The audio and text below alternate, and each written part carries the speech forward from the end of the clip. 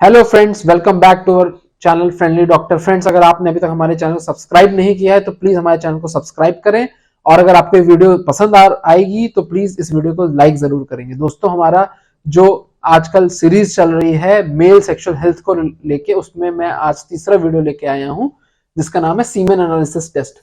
Friends, आजकल infertility यानी कि बच्चा ना होने की समस्या काफी प्रेवलेंट हो गई है। तो इसमें अगर 50% चांस फीमेल में प्रॉब्लम होने का है तो 50% चांस मेल में प्रॉब्लम होने का भी रहता है। और यही काफी लोग इग्नोर करते हैं। हम लोग भी अपनी डे टू डे प्रैक्टिस में देखते हैं कि जो फीमेल्स की जांच है तो सारी जांच करा ली जाती है, बट जो मेल का जो बेसिक टेस्ट होता है उसके सीमेन का जो एनालिसिस होता है वो तक नहीं होता है। तो ये हम लोग को दिमाग से एक भ्रांति हटा देनी चाहिए कि सिर्फ फीमेल ही रिस्पॉन्सिबल होती है बच्चा ना होने के लिए।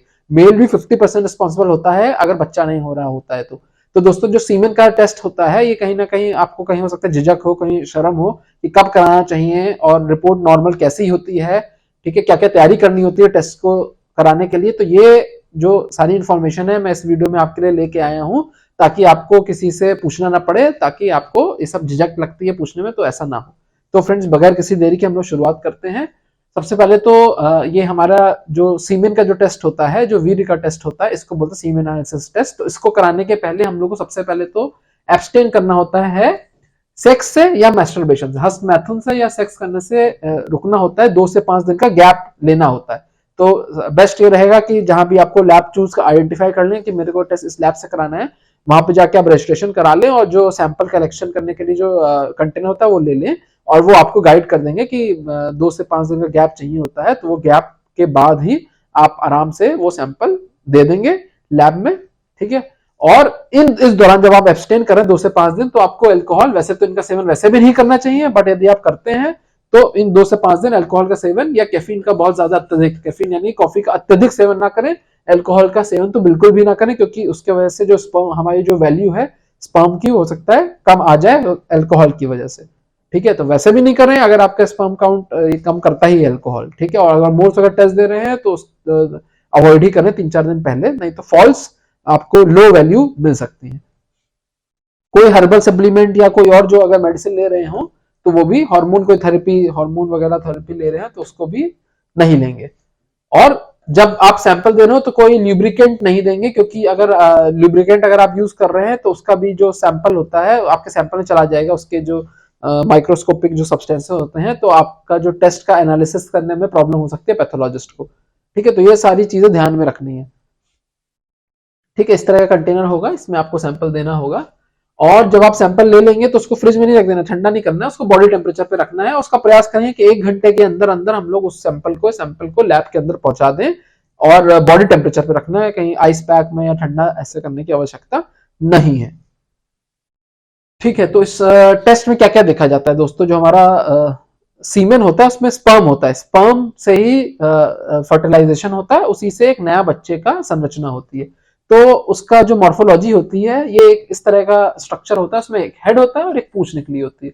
तो इसकी हम लोग शेप देखते हैं, जैसे ये सब नॉर्मल शेप है, ठीक है। ये कई बार डबल हेडेड स्पर्म हो सकता है, ये इरेगुलर हेडेड हो सकता है, ठीक है।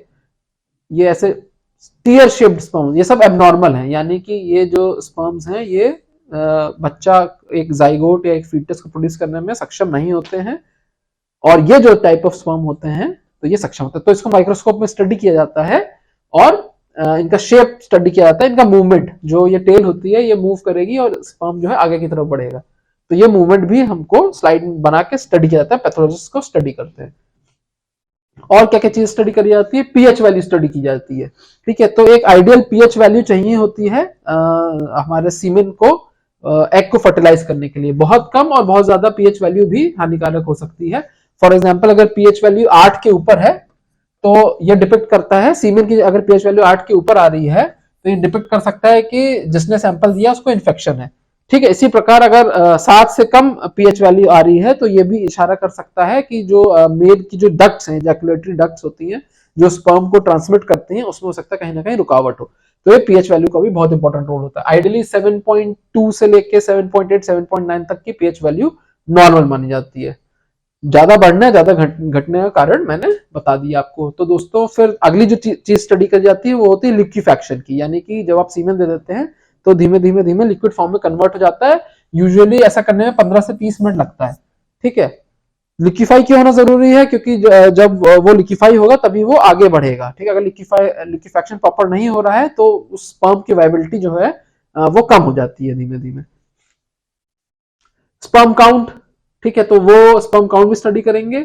20 मिलियन से लेके 200 मिलियन के बीच में स्पर्म काउंट होना चाहिए हमारे सीमेन में, ठीक है। इतने सारे स्पर्म होते हैं, तो ये अगर स्पर्म काउंट कम होता है तो उसको ओलिगोस्पर्मिया कहते हैं। अगर स्पर्म काउंट बिल्कुल नहीं मिलता है सीमेन में तो उसको एजोस्पर्मिया बोलते हैं। और साथ ही साथ इसका कलर भी देखना होता है। कलर जो होता है सीमेन का वो व्हाइटिश होता है, ठीक है। अगर ये कलर रेड है तो ये बीमारी की तरफ इशारा कर रहा है, बहुत ज्यादा येलो है तो भी बीमारी की तरफ इशारा कर रहा है। तो दोस्तों ये WHO ने इतने सारे पैरामीटर बना रखे हैं कि इसी प्रकार आपको पैथोलॉजी जो अच्छे लैब हैं उसी इसी फॉर्मेट में आपको रिपोर्ट देती हैं। तो WHO जो वर्ल्ड हेल्थ ऑर्गेनाइजेशन है उसी ने ये दे रखा है, ठीक है। तो स्पर्म काउंट आप देखेंगे नॉर्मली 50 मिलियन, अभी मैं बता भी चुका इसके बारे में। मोटिलिटी जो होती है स्पर्म की आगे बढ़ने की मोटिलिटी जो होती है, ठीक है, वो 40% स्पर्म ऐसे होने चाहिए जो मोटाइल हो, ठीक है।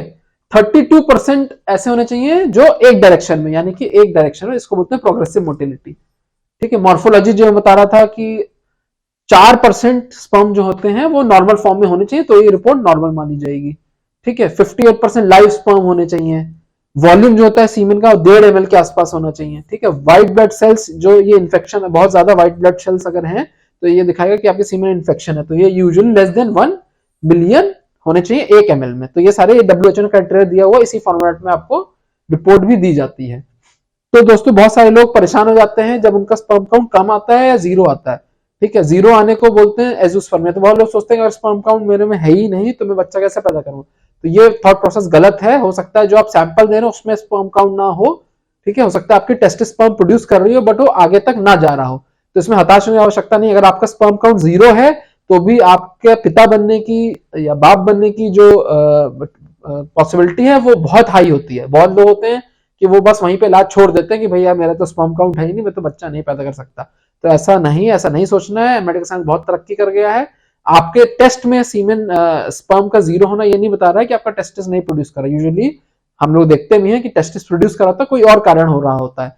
तो उसमें भी बहुत सारे टेस्ट हैं जो आप करा सकते हैं, जैसे कि अल्ट्रासाउंड, आप अपने स्क्रोटम का या टेस्टिस का अल्ट्रासाउंड करा सकते हैं, जो इशारा करेगा कि साइज, अगर हमारे दोनों टेस्टिस का साइज अच्छा है, नॉर्मल है, वॉल्यूम नॉर्मल है, तो और हमारा एजोस्पर्मिया है, तो ये अच्छा साइन है कि कहीं ना कहीं इसका हमारे टेस्टिस प्रोड्यूस कर रही है बट वो आगे तक निकल नहीं रहा है, ठीक है। रिप्रोडक्टिव सिस्टम का अल्ट्रासाउंड हम लोग करा सकते हैं, जैसे कि हमारे टेस्टिस तो स्पर्म प्रोड्यूस करती है, उसके बाद वो स्पर्म आगे जाके हमारे यूरेथ्रा से निकलता है। तो पूरा जो ट्रैक्ट होता है, इजैकुलेटरी सिस्टम होता है, वासा डिफरेंस होता है, उसमें प्रोस्टेट होता है, सेमिनल वेसिकल होता है, उसका हम लोग अल्ट्रासाउंड करा सकते हैं। कई बार जो कारण होता है वो ब्रेन में होता है, ठीक है। हार्मोनल इम्बैलेंसेस, हमारा ब्रेन, कई बार ऐसे ट्यूमर होते हैं, ऐसे गांठें होती हैं हमारे ब्रेन में, स्पेसिफिकली पिट्यूटरी ग्लैंड होती है, उसकी गांठ हो सकती है जो हमारा स्पर्म काउंट जो है वो कम कर रही है, जो हार्मोनल डिसबैलेंस कर रही है, ठीक है। सेमिनल फ्रक्टोज टेस्ट होता है, हार्मोनल टेस्टिंग होती है। हो सकता है हमारा जो टेस्टोस्टेरोन का लेवल हो वो लो हो, तो अगर हम लोग ऊपर से टेस्टोस्टेरोन मेडिसिन ले लेंगे तो हो सकता है हमारा स्पर्म काउंट बेटर हो जाए। तो हार्मोनल टेस्टिंग जिससे सबसे कॉमन होता है टेस्टोस्टेरोन, उसके अलावा FH, FSH, LH, ठीक है, इस तरह के और भी टेस्ट होते हैं। और लास्ट में जेनेटिक टेस्टिंग भी हम लोग करा सकते हैं। तो दोस्तों हताश होने की आवश्यकता नहीं है। मेडिकल साइंस बहुत तरक्की कर गया है। चांसेस हैं कि आपका बगैर IVF के, अगर एजोस्पर्मिया भी है, अगर जीरो है आपका स्पर्म काउंट, तो भी बगैर IVF के, IVF तो हो ही सकता है, बगैर IVF के भी देयर आर गुड चांसेस कि आप अपना जेनेटिक, खुद का जेनेटिक बच्चा पैदा कर सकेंगे।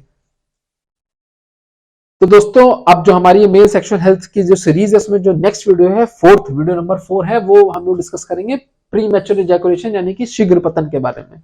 फ्रेंड्स अगर आपको ये वीडियो पसंद आया तो प्लीज इस वीडियो को लाइक करें, हमारे इस चैनल को सब्सक्राइब करें। Thank you friends, stay healthy, stay happy.